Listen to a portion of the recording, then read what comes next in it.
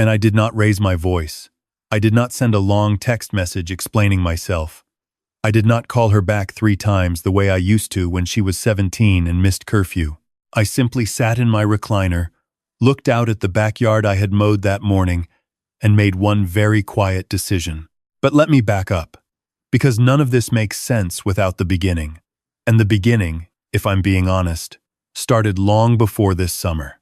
My name isn't important. What's important is that I am 63 years old, retired, and for the past 4 years, I have been the reason my daughter and her husband have been able to live the life they're living. Not the supporting reason, the only reason. I want to be clear about that. My daughter is 31. She married her husband 6 years ago at a ceremony I paid for, entirely, because her mother and I agreed it was the right thing to do, and her mother had passed 2 years before the wedding, so the money came from savings I had spent 30 years building. I didn't say a word about it. I wrote the check, and I danced with her to a Frank Sinatra song, and I thought, this is what fathers do. After the wedding, the 2 of them moved into an apartment that I helped them furnish. My son-in-law was between jobs at the time. My daughter was working as an office manager, making decent money, but not enough for the life they wanted. I helped with their car payment for 8 months, just until he found something steady. He did find something, eventually, and I stepped back and let them handle things. Then they decided they wanted to buy a house. My daughter called me on a Tuesday evening, and before she even asked the question, I already knew what was coming. She had a way of calling at 7 in the evening when she wanted something. Calls before noon were usually just to check in. 7 o'clock calls were negotiations. She told me about the house. 3 bedrooms, 2 bathrooms, in a nice part of town with good schools. She told me what the monthly payment would be. Then she paused in that particular way she had. A long theatrical pause she had perfected somewhere between the age of 14 and adulthood, and she said she wasn't sure they could swing it on their own just yet. I asked her what she needed. She said if I could help with the mortgage just for a little while, just until my son-in-law got his promotion confirmed, she would be so grateful and she would never forget it. I told her I would think about it. I didn't think about it very long. I called her back the next morning and said yes. That was 3 years ago. The promotion came through for my son-in-law about 14 months in. But by then, I was also covering their car insurance because they had added a 3rd vehicle, and I was putting money into a college savings account for my granddaughter, who was 2 years old and couldn't spend it for another 16 years, but my daughter said starting early was important. I agreed that starting early was important. I also agreed to pay for the preschool my daughter had her eye on, the one that cost more per month than my first apartment, because she said the public options in their area weren't good enough. I was not a pushover. I want to say that clearly. I am not a man who does not know where he stands. I spent 31 years as a mechanical engineer. I ran a department of 22 people for 11 of those years. I am not soft. But my daughter was my daughter, and after her mother died, something shifted in me. Some resistance I might have had dissolved in a way I didn't fully recognize until much later. I filled the space her mother left with generosity, because it was the only language I had left that felt like love. My son, who is 28 and lives across the country working in tech, called me once about 2 years into the arrangement and said, in his careful and measured way, that he thought I might be making things harder for my daughter in the long run. He said it gently. He said he wasn't criticizing me, just that he had noticed how much I was carrying, and he wondered if she knew. I told him she knew. He was quiet for a moment, and then he said, "Okay, Dad." He didn't push it. He was always good about not pushing things. Now let me tell you about the party. My daughter and her husband have a large backyard. It is a large backyard in part because they chose a corner lot, and the corner lot cost more, and they asked me to cover the difference at closing. I did. There is a patio I helped them pour one spring weekend, a Saturday project that turned into 3 Saturdays, and a pergola that my son-in-law and I built together the following summer. I remember that weekend clearly. We ordered pizza both nights. He said I was the best father-in-law a man could ask for. I believed him.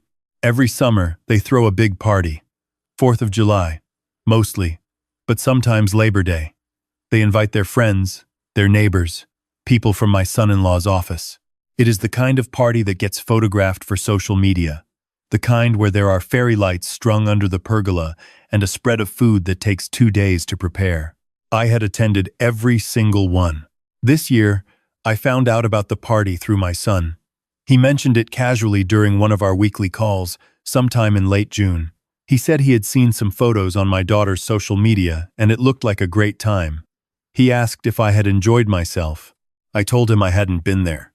He went quiet in a way that told me he had already suspected something and was hoping he had been wrong. I told him it was fine. He said, "Dad." I said it was fine, and I changed the subject. Here is what actually happened. 3 weeks before the party, my daughter called me. It was a Sunday afternoon call, which I did not have a category for. Sunday was usually reserved for calls from her when she needed to tell me something she had been thinking about all week and finally worked up to. She asked how I was doing. I said I was well. She asked if I had any big plans for the summer. I said I was thinking about driving up to see my brother in Vermont in August. She said that sounded nice. Then she said she needed to talk to me about the party. I told her I had been looking forward to it. She paused. The 7 o'clock pause, but on a Sunday at 2 in the afternoon, which told me this was worse than usual. She said she had been thinking about the guest list, and she and her husband had talked about it, and they felt like this year they wanted to keep it to people in their own circle, their generation, their friends, people from work. She said she felt like when older family members were there, it changed the energy. She said her friends didn't feel as comfortable. She said she hoped I understood. I asked her to clarify what she meant by older family members. She said, "Just you, Dad. I mean, just you specifically." I sat with that for a moment. I want to be honest about that moment because it is important. I did not feel rage. I felt something quieter than rage and much harder to shake. The particular cold feeling of understanding something clearly for the first time that you had been pretending not to see for a long time. I told her I understood. She thanked me. She said I was so understanding. She said we would do a dinner, just us, sometime soon. She said maybe I could come by and see my granddaughter the following weekend. I told her that sounded fine. I got off the phone, and I sat in my recliner for a long time without turning on the television. I want to tell you what I was thinking about. I was not thinking about the money, not yet. I was thinking about a morning about a year after my wife died, when my daughter showed up at my door at 8 in the morning with 2 coffees and a box of donuts, and we sat at my kitchen table for 3 hours, and she told me about every memory she had of her mother, and some of them I had forgotten, and some of them made me laugh, and some of them made both of us cry, and at the end she held my hand across the table and said, "We're going to be okay, Dad. I promise." I was thinking about that morning. I was not invited to her party because my presence changed the energy. On the Monday after the party, I knew it had happened because my son-in-law posted photos. He tagged my daughter. There were fairy lights under the pergola we had built together. There was a table full of food. There were maybe 40 people, all of them laughing, all of them young, and the whole thing looked exactly like what my daughter had described. A party for their generation, their circle, their friends. I looked at the photos for a while. Then I put my phone down. I called my bank that afternoon. I did not call dramatically. I did not call in anger. I called the way I would call to check a balance or update an address. I told them I needed to stop the automatic transfer that went to my daughter's account on the 15th of each month. The representative asked if I wanted to confirm the amount. I confirmed it. She processed the stop and gave me a confirmation number and asked if there was anything else she could help me with. I thanked her and said no. I made 2 more calls after that. One to the insurance company where I was paying the premium on my daughter's 3rd vehicle, the one they had added when my son-in-law started a side business and needed a truck. I canceled my payment authorization. The second call was to the financial institution, where I had co-signed on a line of credit my daughter had opened 2 years ago when they redid the kitchen. I notified them that I would no longer be the responsible party on that account after 30 days, and that they should contact the primary account holder directly. That was it. 3 phone calls. I made a sandwich after and watched the evening news. I did not tell my daughter. She found out on the 17th. The mortgage payment had not come through. She called me at 7 in the evening. I answered. She asked if there had been a mistake with my bank. She said the transfer hadn't come through. Her voice was careful. the same voice she used when she was in high school and had broken something in the house and wasn't sure yet how much trouble she was in. I told her there was no mistake. She asked what I meant. I told her I had stopped the transfer. The silence on the line was a very specific kind of silence. I have been a father for 31 years and I know the sound of every kind of silence my daughter has. This one was the one that meant she was recalculating. She asked why. I told her I had been thinking about it for a while, and I felt that it was time for them to handle the mortgage on their own. I told her my son-in-law had been promoted, that they were both employed, that they were adults, and that I believed in their ability to manage their own finances. She said, "Dad, you can't just stop. We depend on that." I told her I knew. She said this wasn't fair, that they had built their budget around my help, that she needed more notice than this. I told her I understood that it was a difficult adjustment. She asked if this was about the party. I told her this was about the mortgage. She started crying. Not her genuine cry, the one that sounds like breath being pulled in too fast and words breaking apart in the middle. This was the other one, the one from high school, measured and strategic. I knew the difference. I had known the difference for 15 years. I told her I loved her and I hoped she and her husband would work it out. I told her if she wanted to have dinner sometime that week, I would like that. I told her to have a good night. Then I hung up. She called back 4 times. I let them go to voicemail. The voicemails ranged from tearful to frustrated to a final one that was almost entirely quiet. Just her breathing, and then her saying, "Please call me back, Dad." I did not call back that night. I called the next morning. She answered on the first ring. I asked if she had slept. She said not really. I told her I was sorry to hear that. I told her I had thought about everything and my decision hadn't changed and I wanted to tell her something I should have said a long time ago.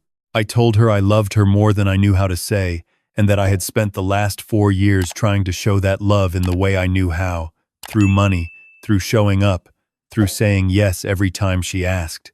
I told her that somewhere in that process I had made a mistake, not by loving her, but by loving her in a way that never asked her to love me back in any particular way. I told her that wasn't entirely her fault. It was mine, too. She didn't say anything for a moment. Then she said, "So this is about the party." I told her the party was part of it. I told her that being told I changed the energy in my own son-in-law's backyard, the backyard we had poured together, under the pergola we had built with our own hands, was something that had made something very clear to me. She said she was sorry. She said it quickly, the way people do when they want the apology to close a subject rather than open one. I told her I appreciated that. I also told her the transfer was not coming back. Over the next several weeks, I learned through my son-in-law, who called me privately on a Thursday evening, that things were genuinely difficult. He was apologetic in a way that surprised me. He said he had not known my daughter was going to have that conversation with me about the party. He said he had specifically told her he wanted me there. He said he had been telling her for over a year that the financial arrangement wasn't healthy, that he felt like they were taking advantage of me, and that she had dismissed those conversations every time. I appreciated him telling me that. He asked if there was any chance I would reconsider. I told him I cared about him, and I was glad my daughter had a husband who could see clearly. I told him the mortgage was their responsibility, and I was confident they could handle it if they decided to prioritize it. I told him he was always welcome at my house, alone or with his family, and that my granddaughter was never part of any of this. He thanked me. He sounded genuinely sad. I believed his sadness. My daughter did not call again for 11 days. When she called, she was calmer. She asked if we could have lunch. I told her yes. We met at a diner near my house, the kind of place with vinyl booths and coffee that comes without asking. She looked tired. She had circles under her eyes, and she was wearing her hair pulled back the way she did when she hadn't had time to deal with it, the way she wore it in college during finals. I ordered the turkey club. She ordered soup. For a while, we talked about my granddaughter. She had started walking more confidently and had developed a very strong opinion about the color of her sippy cup. Always the yellow one, never the green. I laughed at that. My daughter smiled. For a few minutes, it was like it used to be, before I had become a budget line item in her monthly expenditure. Then, she told me she and her husband were going to have to refinance. She said the payment without my help was about $600 more per month than they could absorb without making cuts. She said they were looking at options. She said it wasn't catastrophic, it was manageable, but it was going to require some changes. I told her I thought that was the right approach. I told her being responsible for their own home would feel different than she expected. I told her there was a particular kind of satisfaction in knowing that what you have is entirely yours. She looked at me across the table. She had her mother's eyes and her mother's way of looking at you when she was working something out, still and direct and without any performance in it. She asked me if I was ever going to stop being angry. I told her I wasn't angry. I told her that was the thing she needed to understand. I had let go of the anger on the drive to the diner. I was not punishing her. I was not trying to teach her a lesson. I was simply done participating in an arrangement that had made me invisible. She said, "You were never invisible to me." I told her I was invisible enough to be uninvited from a party in the backyard I helped build. She looked down at her soup. She pushed it around with her spoon. Then she said, I know that was wrong. I didn't think about what I was saying or what it meant. I just thought about what I wanted, and I didn't think about you at all. And that was wrong. That was the real apology. I recognized it immediately because it didn't end with a request. It just stopped. I told her I heard her. We stayed for another hour. We talked about my brother in Vermont, about the drive up there, about whether my granddaughter was old enough to be interested in autumn leaves, or whether that appreciation came later. My daughter said she thought it came later, around 4 or 5. I said I would take her word for it. When we walked out to the parking lot, she hugged me. It was a real hug, not the quick arm-around-shoulder thing we had been doing for the past couple of years. She held on for a moment, and I held on too, and I thought about that morning at the kitchen table and the coffee getting cold and her holding my hand. I drove home, and I sat in my recliner, and I called my son. He answered immediately. He always answered immediately when I called, which is something I had never told him I noticed. I told him about lunch. I told him how it had gone. He was quiet for a moment, and then he said, "I'm really glad, Dad." I asked him if he had ever told his sister what he said to me about the arrangement not being good for her. He said once, about a year ago. He said she didn't take it well. I told him he was a good brother for trying. He said he was also a good son. I told him he was the best one I had. He laughed. He said, "I'm the only one you have." I said, "Still counts. Let me tell you what happened with the insurance. The truck payment, I should say. My son-in-law's side business had been slow, and the truck had been an expense they couldn't absorb without my help. When the insurance lapsed, the lender noticed. It triggered a clause in the loan. There were notices, then calls, then a week of my son-in-law trying to negotiate with the lender directly. He managed to keep the truck, but it cost them. It cost them in late fees and in a new payment structure that wasn't favorable. My daughter did not mention this to me. My son-in-law mentioned it the second time he called, not asking for help, just keeping me informed the way he seemed to feel I deserved to be informed. I appreciated that about him more and more as the weeks passed. The line of credit was a different story. My daughter had been using it periodically for household expenses. With my name off it, the credit limit was reviewed and reduced. There were things they had been putting on it that they had to stop putting on it. They adjusted. None of these adjustments destroyed them. That is the part of this story that I think gets missed in how people imagine it will go when someone finally stops enabling the people they love. It is not destruction. It is rearrangement. My daughter and her husband rearranged. They cut the streaming services down to 2. They canceled the meal kit subscription. They stopped going to the restaurant they went to every Friday night and started cooking on Fridays instead. My son-in-law picked up extra hours. They are fine. They are better than fine, actually, in a way that is hard to describe without sounding like I told you so, which is not the tone I want. But there is something in my daughter's voice now when she calls, a groundedness that wasn't there before, a sense that she is standing on her own floor. She doesn't pause in that 7 o'clock way anymore when she needs to tell me something. She just tells me. She invited me to their Labor Day gathering. I came. I stood under the pergola my son-in-law and I had built, and I had a cold beer, and I met their friends, and their friends were kind and welcoming, and no one mentioned that I changed the energy. My granddaughter showed me very seriously that the yellow sippy cup was the correct choice, and the green one was to be avoided. I agreed completely. I told her she had excellent taste. She seemed satisfied with this. My son-in-law pulled me aside at one point, near the grill, and said something I have thought about several times since. He said, "She talks about you differently now." I asked what he meant. He said, "Like you're a person, not just her dad. Like you're an actual person who has his own feelings about things." I told him that was all I had ever wanted to be. He nodded and turned back to the grill and flipped a burger. And that was the end of the conversation. And it was the right way for it to end. I think about my wife sometimes. In these months since everything changed, I wonder what she would have said about all of it. She was sharper than me, quicker to draw a line, quicker to say this is not acceptable and mean it without agonizing over it afterward. She would not have let the arrangement go on 4 years. She would have loved my daughter no less for having a shorter limit, maybe more, because the love would have come with more honest edges. I think she would have told me to stop paying when the promotion came through. I think she would have delivered that message in a way that somehow managed to be both clear and gentle, which was her particular gift that I never mastered. I did what I could. I learned it later than I should have, but I learned it. I drove up to see my brother in Vermont in August, the trip I had been planning. We hiked a trail behind his house that I had not been on since we were in our 40s, and it was harder than I remembered, but I finished it. We sat on his porch in the evenings and drank good coffee and talked about our parents, gone now both of them, and what they had gotten right and what they had gotten wrong, and how you carry both of those things forward into the way you parent and the way you love. My brother asked how things were with my daughter. I told him we were working on it.